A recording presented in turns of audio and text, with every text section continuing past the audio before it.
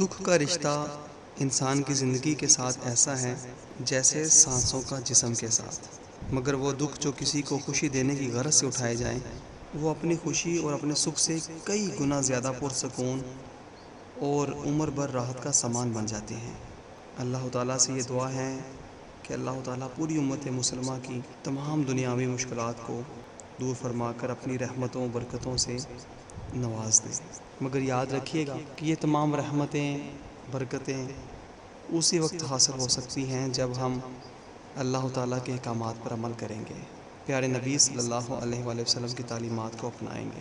کافروں کی طرف سے آج پوری امت مسلمہ پر پے در پہ جو حملے ہو رہے ہیں، اس میں شک نہیں کہ اس میں منافقین کی بہت بڑی تعداد شامل ہے، مگر کیا کیجیے، جب تک ہم اپنے بچوں کو تعلیمات اسلامیہ کے نور سے روشن نہیں کریں گے، ہمارے بچے منافقین کی صفوں میں شمار ہوتے ہی چلے جائیں گے۔ اور آج ہم جو ایک دوسرے کو برا بھلا کہتے ہیں اور معاشرے میں پنپتی برائیوں کو لے کر کوستے ہیں، تو یہ سارا کچھ جو ہمیں دکھائی دے رہا ہے، نظر آتا ہے، یہ کوئی غیر نہیں، ہمارے اپنے ہی مسلمان ہیں۔ سوچنا یہ ہے کہ یہ مسلمان جو ہمارے اپنے ہیں،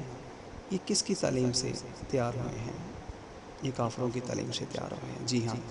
یہ کافروں کی تعلیم سے تیار ہوئے ہیں، کیونکہ ہمارے پیارے نبی صلی اللہ علیہ وآلہ وسلم کی تعلیمات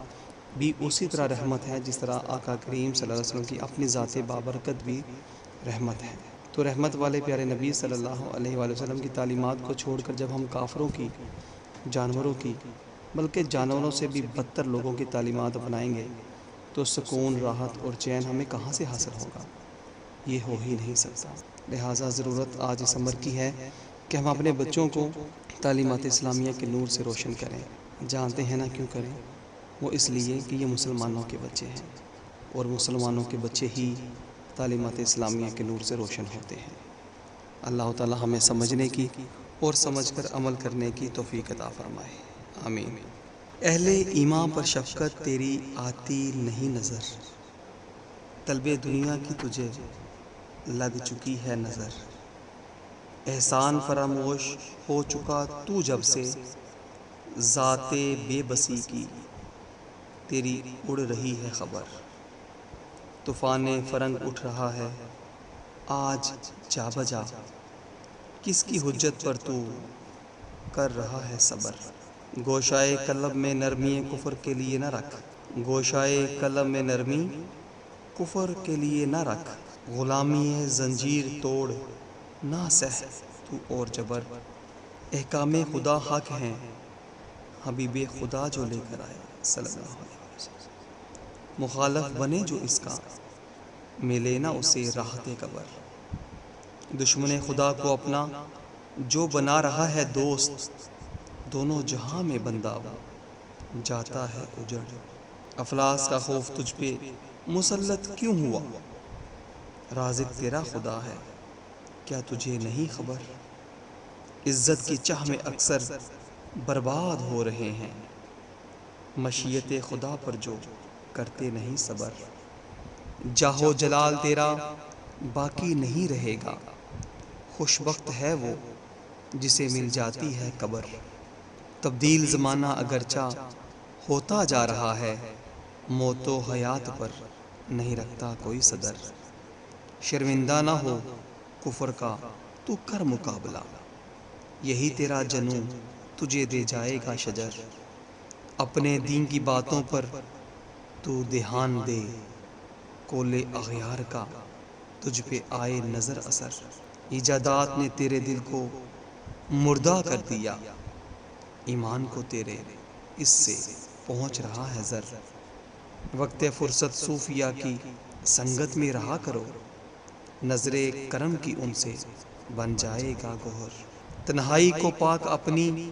جب تو لے گا کر، تنہائی کو پاک اپنی جب تو لے گا کر،